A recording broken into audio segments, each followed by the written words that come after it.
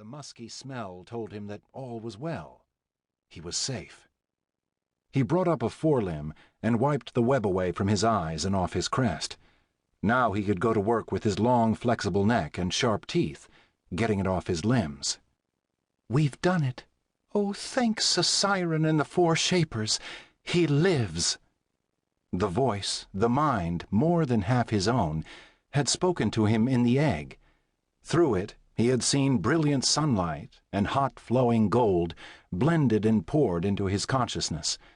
This was the voice of his dreams, the spinner of images bright but vague around the edges, sunlight, crashing ocean waves, herds of blotch-backed beasts thundering below, leathery wings flapping, and a proud, booming voice shaking the mountainside with song.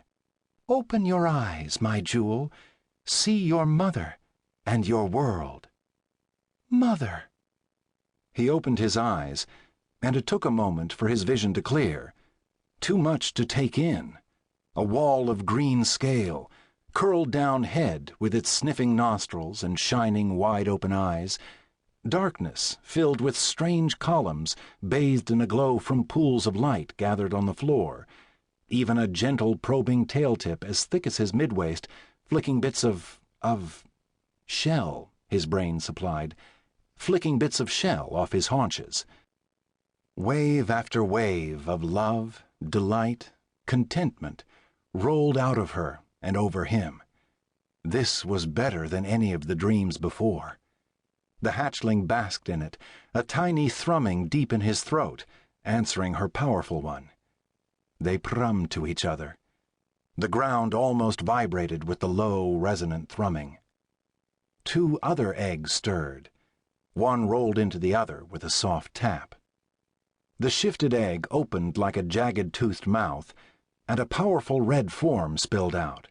Its back legs outdrove its front, and it collapsed forward for a moment, jaw flat against the hard ground. It squawked. He listened to the echoes and determined that they were in a confined space, but a very large one, and that a vast distance, to his few moments of experience, yawned behind, like his body, far longer than it was high. The hatchling hardly noticed its smaller forelegs, its powerful neck, the clinging goo trailing from its rear limbs and bits of egg flying off its whipping tail. He had eyes only for its crest, a short rise of flattened horn sweeping back from its eyes. Every instinct screeched, "Threat! Threat! Threat!" The red snorted liquid out of his nose. He opened his eyes and blinked. The tiny sharp spur crowning his nose turned toward the hatchling. The red gathered himself, short flaps of armored skin behind his jawline rattling angrily against the base of his crest.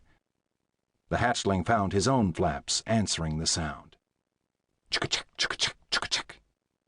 The red lowered his head and exploded toward him in a flash of glittering scales, mouth agape, fans wide and menacing. He shifted to dodge him, but the clumsy new body didn't react the way it did in dreams.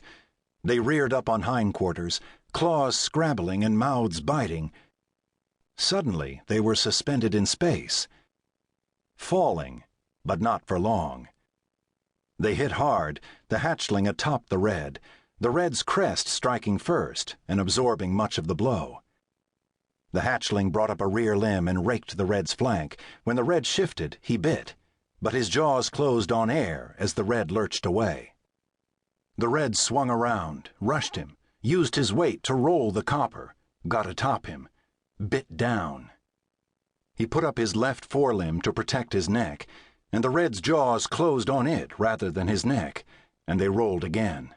They clawed and scratched at each other's scales. He tried to push the red away and right himself, a tearing pain in his forelimb, and the red tightened his grip, braced those massive rear haunches, and began to pull, jerking his head back and forth, rending muscle and joints, as the hatchling squawked and tried to bite at the red's neck. Crack! The hatchling didn't know what caused the red to drop his limb. Then the red jumped off him and climbed up toward the eggs and another crested head. The hatchling jumped after him. No foe is getting away that easy.